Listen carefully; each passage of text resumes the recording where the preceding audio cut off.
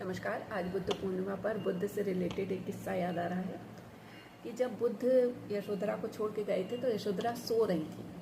राहुल भी सो रहा था, छोटा बच्चा। उनको लगा होगा शायद कि उनके मन में ये द्वंद्व हमेशा रह जाएगा, अगर जगते हुए जाएंगे तो ये जाने नहीं देंगे, मोह उनको भी घेर सकता है और ये सारी ज़िंदगी द्वंद्व में रहेंगे, क्योंकि संन्यास जिस दिन लिया जाता है उससे बहुत पहले ही संन्यास मन में घट चुका होता है। इसलिए बुद्ध तो चले गए, लेकिन जब बुद्ध चले गए तो यशोधरा की क्या स्थिति रहेगी? आज के समाज की तरह से देखिए तो अभी सब कहेंगे पति को बांध के नहीं रख पाई, कैसी स्त्री, इतने रूप सौंदर्य का क्या मतलब, जो पति जो है संन्यास लेके घूम रहा है।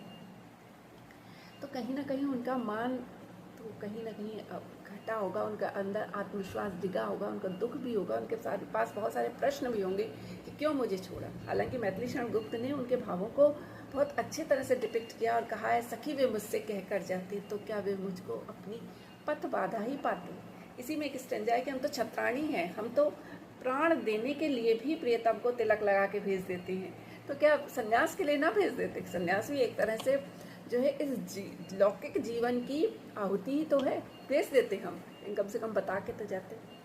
लेकिन अगर वास्तव में एक नारी हृदय की सुकोमल भावनाओं को देखें तो उनको कहीं ना कहीं दुख भी होगा, प्रश्न भी होंगे उनके। अब बहुत समय बाद जब सिद्धार्थ बुद्ध बन के वापस लौटते हैं तो उसी राज्य में उनका पड़ाव है, उनका डेरा है, और ये होता है कि वो अगले दिन यशोधरा के पास भी जाएंगे। अब यशोधरा की उस दिन की कल्पनाएं हैं, बहुत सारी कल्पनाएं। वो आएंगे, वो कहेंगे सॉरी मुझसे गलती, मतलब मैं तुमको बता के जाना चाहता था लेकिन मुझे मोह घेर रहा था, मैं चला गया और मैं जो है चाहता हूँ कि अब तो तुम कम से कम मुझे अनुमति दे दो।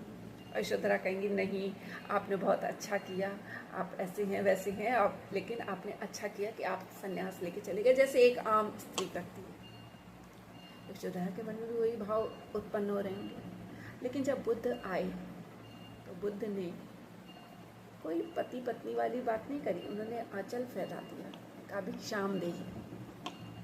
यशोधरा दंग रह गई, जिनको पति रूप में इतने समय से सोचती रही थी, किससे सुन रही थी, लेकिन सामने एक भिक्षुक खड़ा है। वो तो बदल गया, वो कोई और हो गया। संन्यास ने उसको बदल दिया है, उसको अब जीवन ही बदल दिया है, उसका व्यक्तित्व ही बदल दिया है।